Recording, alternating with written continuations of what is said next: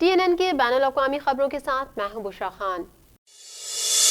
وبائی امراض کے ماہرین نے کینیڈا کے صحت عامہ کے عہدیداران سے مطالبہ کیا ہے کہ کورونا کے پھیلاؤ کو روکنے کے لیے سخت اقدامات کا نفاذ کیا جائے۔ مزید جان لیتے ہیں اس رپورٹ میں۔ وبائی امراض کے ماہرین نے کینیڈا کے صحت عامہ کے عہدیداران سے مطالبہ کیا ہے کہ کورونا کے پھیلاؤ کو روکنے کے لیے سخت اقدامات کا نفاذ کیا جائے۔ ماہرین کا کہنا ہے کہ آئندہ ہفتوں میں کورونا وائرس سے اموات اور اسپتالوں میں کورونا مریضوں کی آمد میں اضافہ ہو سکتا ہے۔ ماہرین کی جانب سے یہ مطالبہ چیف پبلک ہیلتھ آفیسر کے بیان کے بعد سامنے آیا، جب انہوں نے کہا تھا کہ کینیڈا کورونا وائرس کے خلاف جنگ لڑ رہا ہے۔ ماہرین کا کہنا تھا کہ اس سے قبل کورونا وائرس کے پھیلاؤ میں اتنی تیزی دیکھنے میں نہیں آئی۔ سماجی حلقوں میں پابندی کافی نہیں ہوگی، لوگوں کو روابط کو محدود کرنا ہوگا۔ کورونا وائرس کے پھیلاؤ کو روکنے کے لیے حکومت کے ساتھ عوام کو بھی سنجیدہ عمل اختیار کرنا ہوگا۔ کسی بھی غفلت کی قیمت ہم سب کو چکانا ہوگی۔ اگر پابندیوں کو سخت نہیں کیا گیا، صورتحال نہایت تشویشناک ہو سکتی ہے۔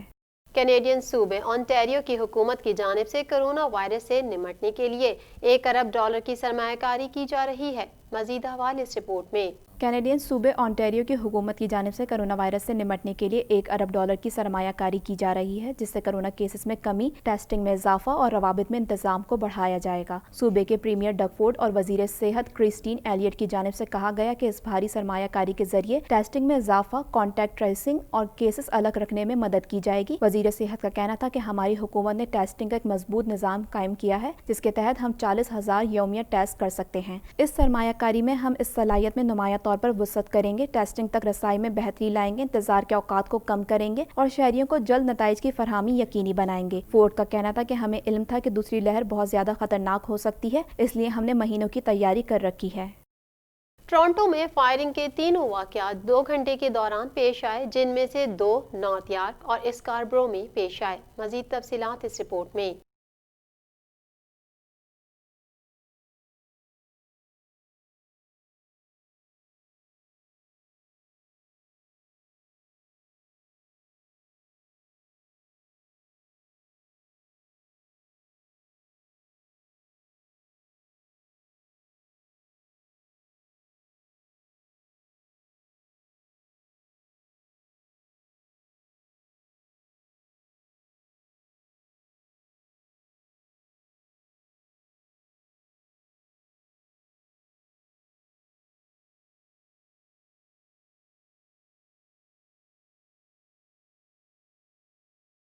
کینیڈا بھر میں کورونا وائرس سے ہلاکتوں کی تعداد 9,249 ہے۔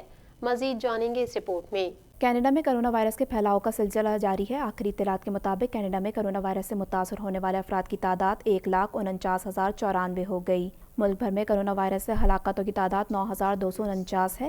کیوبیک صوبہ کورونا وائرس سے سب سے زیادہ متاثر ہوا ہے۔ صوبے بھر میں کورونا وائرس کے مجموعی کیسز کی تعداد 69,670 ہو گئی، جبکہ صوبے میں کورونا وائرس کے باعث ہلاکتوں کی تعداد 5,810 تک جا پہنچی ہے۔ آنٹیریو میں کورونا وائرس کے متاثرین کی مجموعی تعداد 48,496 تک جا پہنچی ہے۔ صوبے میں ہلاک ہونے والے افراد کی تعداد 2,836 ہے۔ البرٹا میں 17,190 افراد کورونا وائرس سے متاثر ہوئے ہیں، جبکہ 261 افراد ہلاک ہو چکے ہیں۔ برٹش کولمبیا میں 8,543 افراد میں کورونا وائرس کی تصدیق ہوئی ہے، جبکہ صوبے میں کورونا وائرس سے ہلاکتوں کی تعداد 229 ہے۔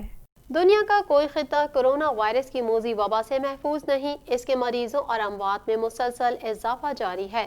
مزید حوالے اس رپورٹ میں۔ دنیا کا کوئی خطہ کورونا وائرس کی موذی وبا سے محفوظ نہیں، اس کے مریضوں اور اموات میں مسلسل اضافہ جاری ہے۔ دنیا بھر میں کورونا وائرس سے متاثرہ افراد کی تعداد 3,24,49,952 تک جا پہنچی ہے، جبکہ اس موذی وائرس سے ہلاکتیں 9,88,274 ہو گئیں۔ کورونا وائرس کے کیسز کے اعتبار سے 10 سرفہرست ممالک میں 33 کروڑ سے زائد آبادی کا حامل امریکہ سب پہلے نمبر پر ہے، جہاں اس وائرس سے اب تک 2,07,540 افراد موت کے منہ میں پہنچ چکے ہیں، جبکہ اس سے بیمار ہونے والوں کی مجموعی تعداد 71,85,915 ہو چکی ہے۔